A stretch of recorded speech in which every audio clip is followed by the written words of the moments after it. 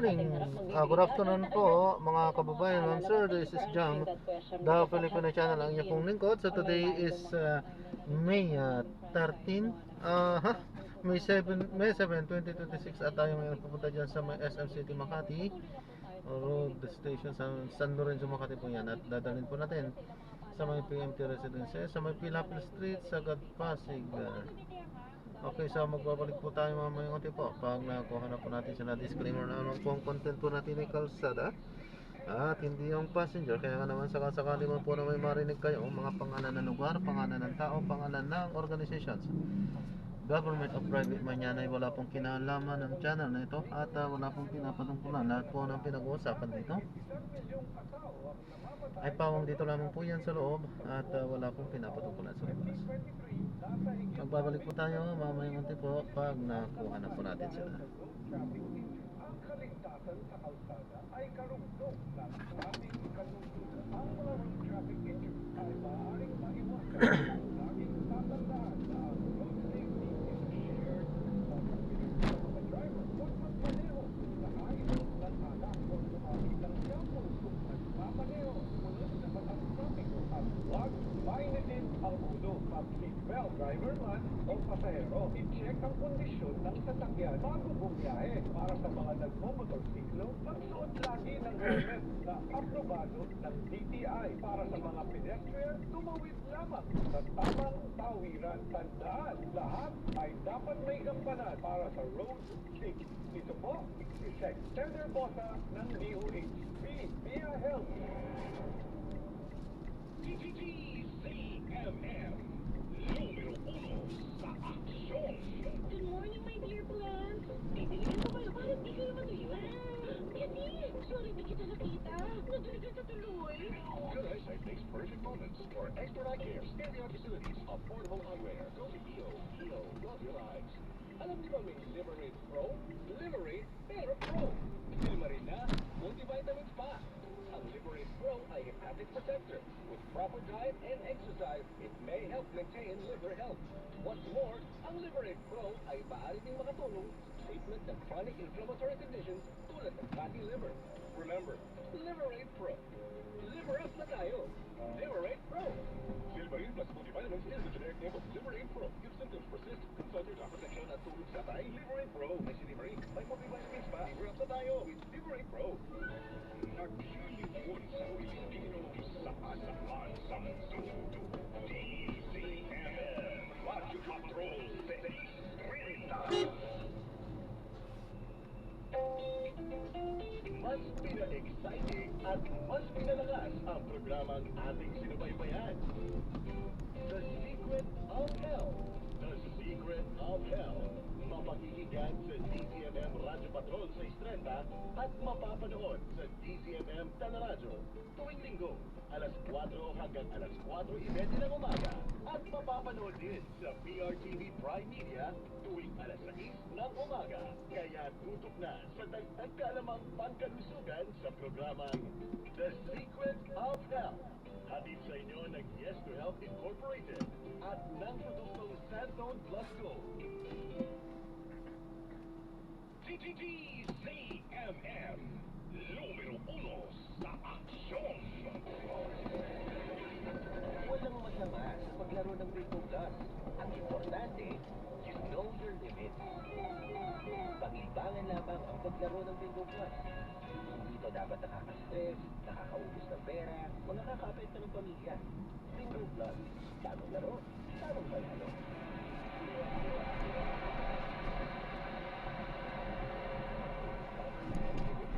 Responsible gaming and backward option. Bingo Plus. Bingo sa saya, lakas na panalo. DCMM. Malinaw na ang lahat sa pinagsamang Attorney Noel Del Prado at Liza Aquino sa Hello, Attorney!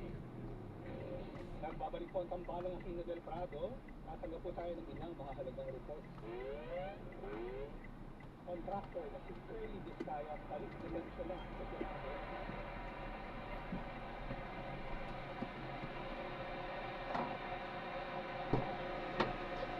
Ano po, good morning po. Ay, good morning, good afternoon.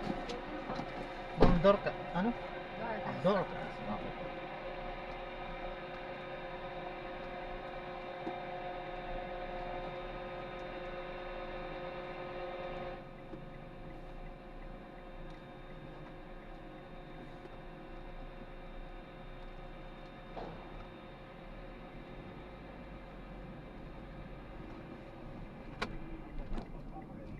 Yan ang balitang kumpirmado. Sigurado ito ang Radyo Patrol. Robert Mano, PDMF. Maraming salamat, Robert Mano. Samantala, Vietnamese na wanted ng Interpol, hinarang ng Bureau of Immigration sa NAIA. Narito ang balitang kumpirmado sigurado mula sa BI at ni Radyo Patrol. Steve Rath, Steve, magandang hapon. Magandang hapon na nais na naturi na harap ng mga tawag ng Bureau of Immigration ang isang 25 years old na Vietnamese na babae na may hinaharap na kaso kaugnay ng illegal na droga matapos nung dumating sa NAIA. Inilala ng PI ang pasahero na si Cancy Oinam na na-intercept sa primary inspection line sa NAIA Terminal 1 madaling araw noong April 29 matapos makitaan ng immigration officers ng hit mula sa Interpol habang dumarating mula Phnom Penh. Arrest siyang hinilalit sa masusing verifikasyon na nagpipira pala siya ay may aktibong Interpol red notice na inilabas sa mga otoridad ng Vietnam isang araw bago ang kanyang pagdating kaugnay nang umunay pag-facilitate ng paggamit ng direktang bawal na gamot. Ayon sa PI Interpol Unit, lumalabas ang tumakas ng babae matapos ang operasyon ng pulisya sa Vietnam noong 2022 kung saan iniugnay siya sa illegal na aktibidad ng droga. Agad na ipinalam ng PI sa National Central Bureau sa Hanoi ang kanyang pagkakaharang habang formal namang hiniling ng embahada ng Vietnam sa Maynila ang kanyang agarang pagpapauwi para harapin ang kaso. Noong April 30 naman ng umaga, ipinatapon na si Tran pabalik sa Hanoi sakay ng aeroplano pinigyan din ni PI Commissioner Joe Ladriviado na manatiling mahigpit ang ahensya laban sa transnational crime. Isinama na rin ang pangalan niya sa blacklist ng PI na nagpapawal sa kanyang muling pasok sa Pilipinas. Yan ang balitang kumpirmado. Sigurado, ito ang Radyo Patrol, Ibran, PDMF. Maraming salamat Steve Rath at lahat ng ating mga Radyo Patrol.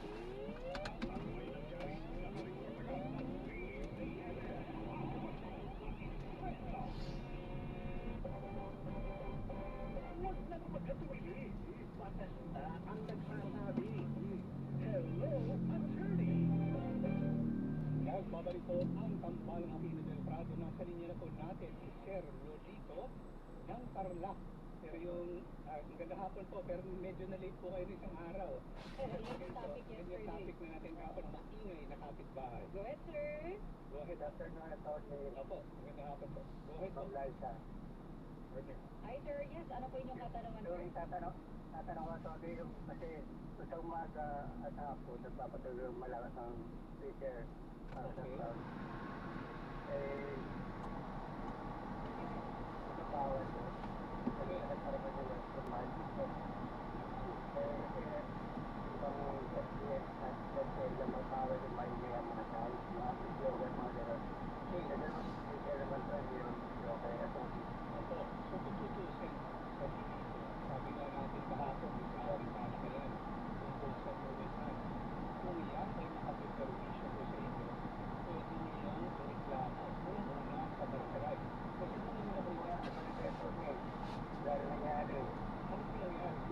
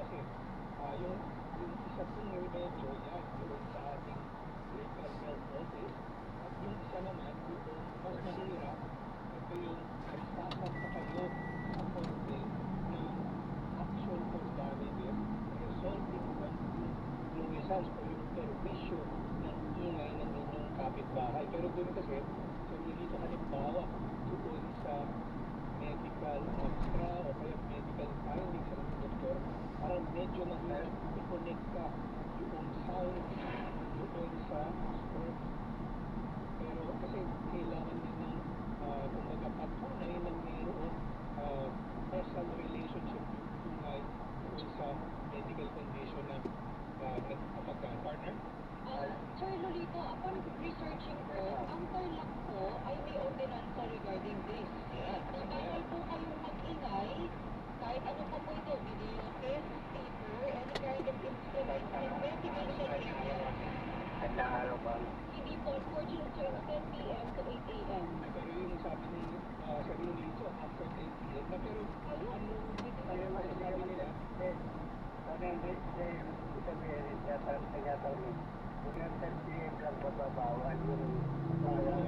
yung sabi mong website Nasa Tarlac LGU page. pero Tarlac City ba yan o Tarlac Province? Unfortunately, sir, no, it's for Tarlac City. Tarlac City. So, pero i-verify natin sa Kamiling kung meron kayong lokal na ordinansa. Pero yan po karaniwan, kagaya partner ng itong pinatutupad ng DILG, talagang 10 onwards po talaga yan. Pero kagaya ng sabi nga natin, kung nakapeperwisyo po sa inyo, kasi yung sinasabi ni partner, pwede ninyo silang ipahuli for violation of ordinance kung lalampas sila doon sa 10 p.m. to 8 a.m. Pero kung talaga sasakit doon sa 8 a.m. to 10 p.m. na araw, yan, kumbaga dyan ang legal na remedyo po ninyo dyan sa local health office po natin. Hindi naman nagpapatupad ka gabi ng langit ng kapit. Hapon, reset ng gabi gano'n. Sa ikwata, reset. Sa umaga, mga 8 hanggang 12, pangalit. Kaya pag... Opo, kasi nga po, kayo, yung sitwasyon po ninyo, meron kayong may sakit. Kaya, kumbaga, medyo sensitive ang kalagayan po ng inyong asawa. Pero, Depende na kaya po. opo. Pero, kung nakikinig po kayo sa atin kahapon, yung pong laging pamantayan ng batas ay yung ito bang ingay ay yung hindi ng ingay ba ay unreasonable. Tandaan natin, isa din sa sinabi ng Korte Suprema, yung intensyon nito kapitbahay. Sinasadya po ba na talagang lakasan? Kasi kung tutusin po yan ay... Siguro ito kasi pwede mong hilaan yung policy niya. Kaya nga po, pero tandaan po natin yung intention po kasi ay hindi natin nababasa na sa loob po yung isip. Kumbaga yung ginagawa po birth acts, yan po yung pwede natin pagkakain na sasabihin natin ito yung intention kasi pagkatapos namin magreklamo, lalong nilakasan. At isa pang question ba, Ricardo, halimbawa, hindi lang naman kayo ang tanging kapitbahay nila, hindi po ba? Pero marami kong sabi tayo dito, mga uwan ang pinagkaan. Hindi ka ganda pang walong bahayan na yun. So, kumbaga, yan din yung, kumbaga, kausapin ninyo rin yung inyong ibang kapitbahay kasi kung sila rin ay napeperwisyo, lang ang inyong patunay na kasi ang pamantayan ko kasi ng batas, isang reasonable person, isang makatwirang tao na isip niya, given all the circumstances na hindi makatwiran ang level ng noise na ito. Ito ay perwisyo na ang may tuturing. Pero kumbaga, siyempre, medyo yung program. Opo. Go ahead. Kaya Tony, may pinapakinggan ka rin. Hindi naman yung pinapakinggan ko, ba't wala rin sinigaw sa inyo? Oo. Pero magpakinggan. Nga naman kung nakabukas ng radyo yung sinigaw nila. Balik po ba na Sa mga... narinig kayo ng papatugtog sa kanila? Ngayon, wala pa mamaya pa kasi. Sir, ano po sabi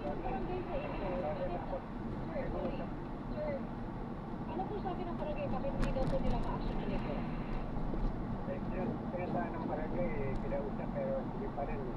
Siyempre, kausapin Pero niya. kasi nga, dito sa barangay, susubukan na kayo magkaso. So kung hindi na lang siya pumunta doon, kasi wala siya talagang intention na makapagkaso doon. Ngayon, punta na kayo doon sa regulatory office na local health office para sila po ang makialam dyan. Kasi susukatin po nila yan at sila yung magdidesisyon. Kasi kung yung sa inyo, pwede sabihin na subjective.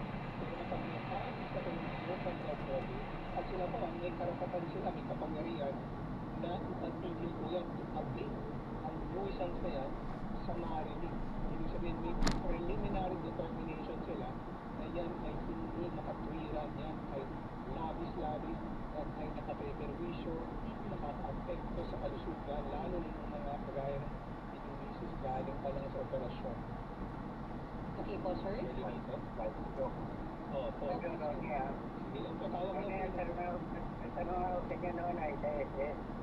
Ako, tatandaan ko, kaya na familiar ko. Hindi pa pwede schedule doon unless tapos kulang pa niya 5 buwan eh. Oo, so nagtulog pa rin po kayo, voluntarily. Hindi, ito na special na schedule doon. Okay. Schedule, hindi na natin na. Okay po. Hindi pa pwede mag-schedule doon, pwede tapos sa 5 buwan pa. So minimit pa rin po namin yun. Oo, salamat po. So dito sa muling pagtawag po ninyo, tawag lang po kung may katanungan pa po tayo. Opo, ayun po si Sir Lito ng Tarlac. Kababayan ko pa, baka naman pwede ma-actionan po natin yan, mga kapamilya. Sir, Pwede ba natin i-suggest kayo sa dito na lakas ang may araw para marinig yung boses tayo? kung gusto mo po tayo sa answer system natin, Pag-uusapan natin itong voice unica, maririnig ng content ba? hindi pero apparently, I searched about this before tayo mag-commercial break. Pero pala siya, public disturbances under Article 155 ng Revised Penal Code. Oo. So, tingnan nyo kung ano pang pwedeng gawin. And ito, nalaman ko ngayon, nasa Clean Air Act, Kasama. kino-categorize ang noise as pollution. So, di ba, something to just think about kung gusto po ninyo na i-hablang at At yung clean air, ang nagpapatupad niyan ay local government. O yun, talagang tama pa rin po siya. Kung ka pa rin babagsak sa mga local government units so kung pwedeng ma-actionan kung hindi nadadaan sa maayos na usapan. Ano, namang klaseng kapitbahay yan, magbagong buhay na kayo, nakakaloka. Kaya nila attorney pa. Okay na yun, attorney. Natuto kayo na maging mabuting kapitbahay para sa kaayusan. Ayos na! Ganon! Magbibigyan sa oras sa ilang mga paalala mga kapamilya. At sa ating po magbabalik, pakain po natin yun sa mga messages. Ano, huwag po kayong bibiti yung babalik. Hello! Hello, attorney. Sa DCMM.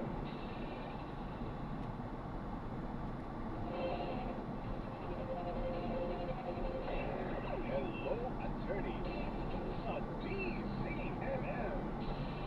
Basta AM, DCMM. Yaman ang bawat pamilya. Kaya sa panahon ng stress, sakit, at hamon sa kalusugan, Kailangan ng gabay na mga nagmahal. ako po si Gary James Malahan. At ako naman po, si Ate Leo Turla.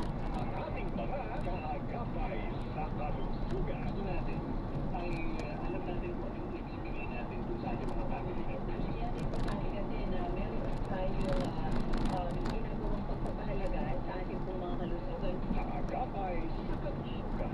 Tuwing Sabado, alas 6:45 ng gabi. Sa DCMM Radio Control sa Isleta at DCMM Teleradio.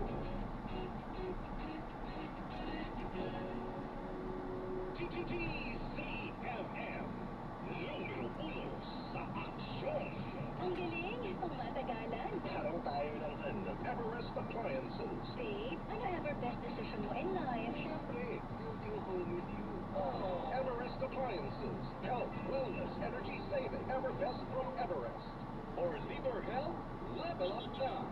Liberate Pro. Silima rin na, multivitamin spa.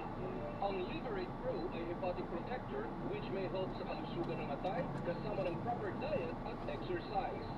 Maaari din makatulong ang Liberate Pro sa treatment ng chronic inflammatory conditions tulad ng fatty liver. Liver up na! Liberate Pro! Silverine Plus Multivitamins is the generic name of Liberate Pro. If symptoms persist, consult your doctor. May silima rin ang multivitamins pa. Ang Liberate Pro. Tulong sa pananala Ayos, Pinright Road. Sa ating pang-araw-araw na buhay, mayroon at mayroon bumubulo sa ating isipan. Pwede mong ikwento yan. May makikinig sa'yo. Ako po, si Chang Ami. Kasama si Jack Ami Perez, Lunes hanggang Biyernes, alas 3 ng hapon sa DCMM Radio Patrol 630 at DCMM Tele Radio. Basta AM, DCMM. Malinaw na ang lahat sa pinagsam Attorney Noel Del Faro at Liza Atosa. Hello, Attorney. Nagbabalik po ang tambalang Martina Del Prado. Kami na nila dito para sa ating YouTube Live. As promised, meron lang po tayong katanungan kahapon. For ngayon, hindi po natin pasensya na po. Ngayon po, ipapasahin ko na po namin itong question po ninyo. Ito na. Mahina ang kalaban. Ayan, meron po kaming maliliit na lupang mamanahin sa magulang namin. Ang desisyon ng father ko, ibigay po ito sa dalawa kong kapatid. Sa akin, okay lang naman po ito. Pero sabi ko, pag binenta nila, ikukuha po ako ng aking parte. Kung hindi ibibenta, tumira sila doon hanggat gusto nila. At hindi po ako titira doon. Pero paano po ba dapat ang hatian dito? 6 kami, pero 4 na lang ang maghahati-hati. Kasi yung panganay namin, nakamanan na sa isang lupa na binenta, pinapirma, authorize ito para hindi na siya hahabol sa lupa doon sa family house nila. So, decision po ito na magulang namin. Isa pang question, legal po ba ang ginawa ng parents ko? At nasa tamang pag-iisip sila ng ginawa yun na yung kalahati ng family house, binigay sa atin namin, may titulo na yun, nakapangalan sa atin namin. Kaya yung kalahati, 4 na ang maghahati. So, ang kaso dito, isa kong kapatid naghahabol sa atin namin doon sa binigay sa kanya na solo. So, legal daw po ba yun? Okay, himayin natin. Ang legal doon sa lahat ng narinig natin. Okay? Ang hindi may kapilang sa batas natin sa civil code, 6 kayo magkakapatid. Dapat 6 kayo na maghahati at ating kapatid divided by 6 ay sa lahat ng ari-ariya. Isa-isa, sa dalawa, sa lahat. Pero, kung at yun ay ayon sa batas, kahit na may last will and testament dito, wala naman. Kahit may last will and testament na nabawasan yung 1/6 mo, o kaya totally nawala yung 1/6 mo, hindi yan valid. Kasi ang pwede lang, tamanat o yung last will and testament ay yung portion. Sabihin yung libreng bahagi pagkatapos na maibigay sa lahat ng compulsory heirs ang kanilang legitimate, yun yung 1/6 each. Okay, yung ginawa ng tatay na okay, yung dalawang panganay, binigyan na ng kanilang share at sinabi nila, pinobate na sa kanila. Valid yun. Okay? Pero, dito yung tanong, yung 4 pa sila natitira, pero gusto ng tatay sa 2 lang. Hatiin. Yun ang valid. Kasi kahit nilagay niya sa last will and testament, yung preparation sa 2 heir na hindi mabigyan, bawal na. At kung gusto mag-abort ng 2 ay pwede sila mag-abort. Yung prescriptivo, ang cause of action o yung kaso ng pag-abort sa legislative. Meron pa siyang isang, kumbaga, obligasyon. Meron isang lupa na ibinigay niya kay ate. Oo, natitutuan na yun. Okay, so yun ba? Ang tanong kasi, ano yung implementation mo? Kasi halimbawa, pinalabas mo yung partner na bentahan. O kaya sabihin na natin, talagang bentahan at bayad si ate para mabili yung kanyang mga magulang. Kung ganun ang sitwasyon, valid po yun. Kasi tandaan natin, habang buhay pa ang ating mga magulang, sila ang may authority, may kapangyarihan na gawin kahit ano, kahit ipamigay nila yan. Kasi ibenta nila yan, wala po kayong Magiging habol doon. yun yung general rule. Okay. Exception doon, kung yung ginawa nyo ay totoo, pinilabas lang na may paan pero wala nang pinilabas sa atin. At ginawa yun para matanggalan ng legitimate, kaya mabawasan ng legitimate bound compulsory care. Yung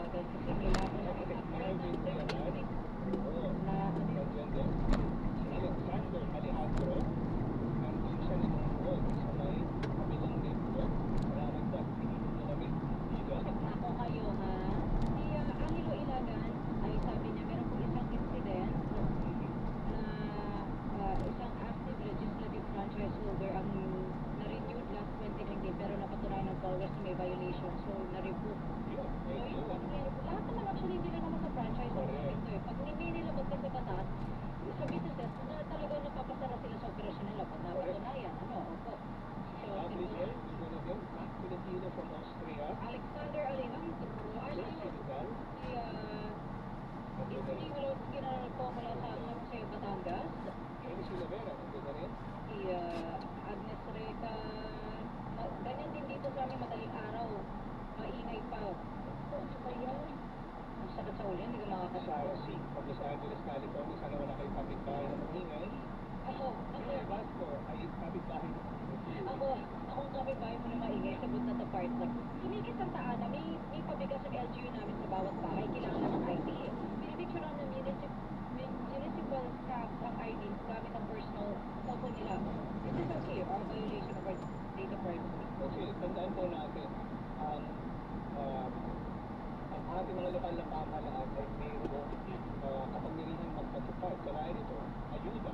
Diba? So pwede silang mag-require kasi part of any ID yan, paano nila malalaman na ikaw talaga Ay, residente, constituent.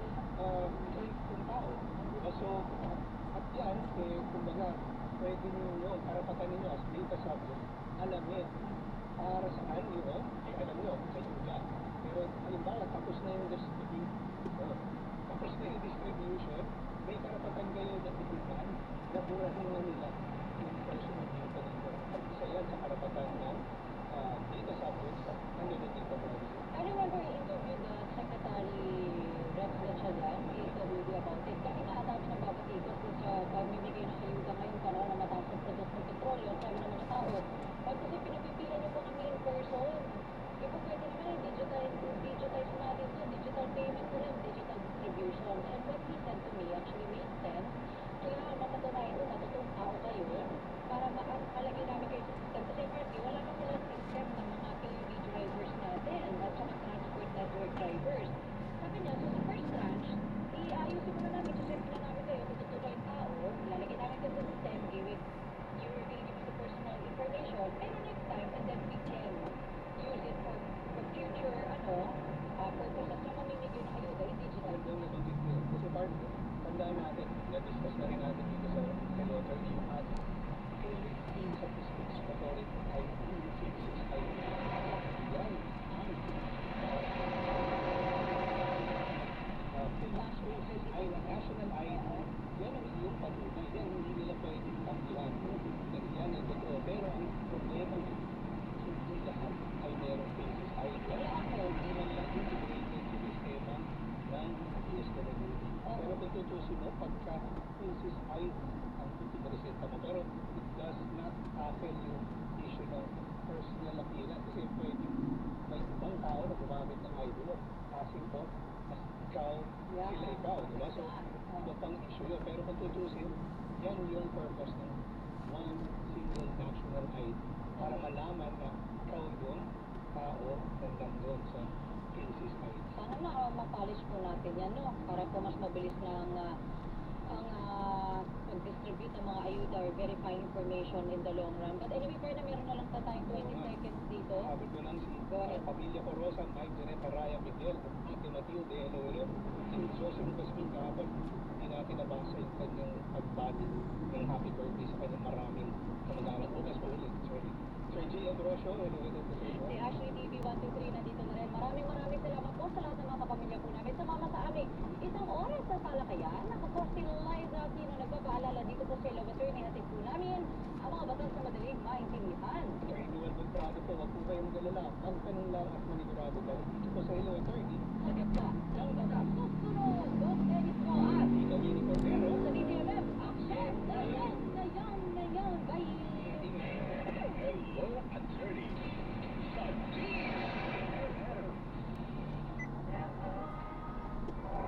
pakinggan ngayong Biyernes sa Suma sa Puso. Natatakot ngayon kasi wala akong masyadong alam. Sino ba may kasalanan nun? Pwede naman, di ba? Pilit niyo ko inahawakan sa liig. Tinitiktahan niyo ko sa lahat ng bagay.